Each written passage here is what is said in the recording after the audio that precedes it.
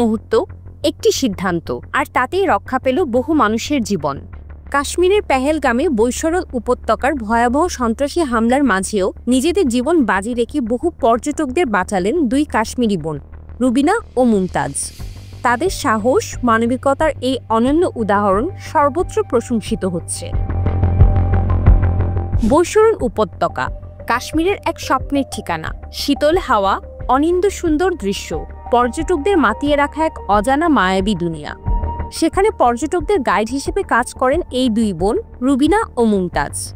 রুবিনা কাশ্মীরের খরগোশ কন্যা নামেও পরিচিত। পর্যটকদের হাতে নিজের পোষা প্রাণীটি তুলে দিয়ে ছবি তোলায় সাহায্য করা তার নিত্যদিনের রুটিন। বোন মুমতাজের সঙ্গে মিলে পর্যটকদের নিয়ে ঘুরিয়ে বেড়ান এই উপত্যকার অজানা পথে। কিন্তু কে জানত সেই চেনা পরিবেশ একদিন হয়ে উঠবে আতঙ্কের অধ্যায়। 22শে এপ্রিল, এক ভয়াবহ দিন। দুপুরের রোদ নেমে এসেছে পাহাড়ের কোল ঘেঁষে। পর্যটকেরা ব্যস্ত ছবি তুলতে। হঠাৎ বিস্ফোরণ। আতঙ্ক ছড়িয়ে পড়ে চারপাশে। পর্যটকদের চিৎকার, কেউ দৌড়াচ্ছেন, কেউ জড়সড় ভয়ে। সবাই যখন প্রাণ ভয়ে দিশেহারা, ঠিক সেই মুহূর্তে সাহস নিয়ে এগিয়ে এলেন দুই বোন। জীবনের ঝুঁকি নিয়ে ভাবার সময় ছিল না তাদের। পর্যটকদের চোখে শুধু আতঙ্ক। আমাদের বাঁচাও, এই আর্তনাদ ভেসে আসছিল। রুবিনা ও মুমতাজ দ্রুত সিদ্ধান্ত নিলেন, সবাইকে রক্ষা করতেই হবে। শুরু করলেন প্রাণ বাঁচানোর লড়াই।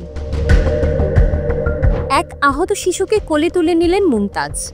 নিজের ক্ষত বিক্ষত পা নিয়ে সে ছুটলেন পাহাড়ি পথে। রুবিনা দ্রুত কয়েকটি পর্যটক দলকে সংকীর্ণ রাস্তার দিকে নিয়ে গেলেন। জঙ্গলের ভেতর দিয়ে তাদের পৌঁছে দিলেন নিরাপদ আশ্রয়ে।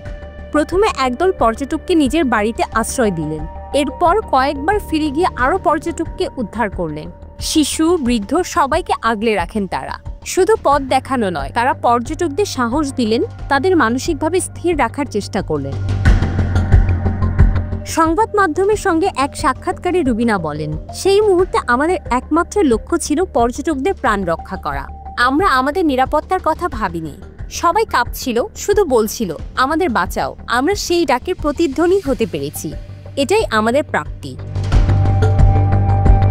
সোশ্যাল মিডিয়া জুড়ে ছড়িয়ে পড়েছে দুই বোনের সাহসিকতার গল্প। তাদের ধৈর্য, মানবিকতা ও ত্যাগের প্রশংসায় ভাসছে গোটা দেশ। সামাজিক মাধ্যমে ছড়িয়ে পড়েছে তাদের গল্প।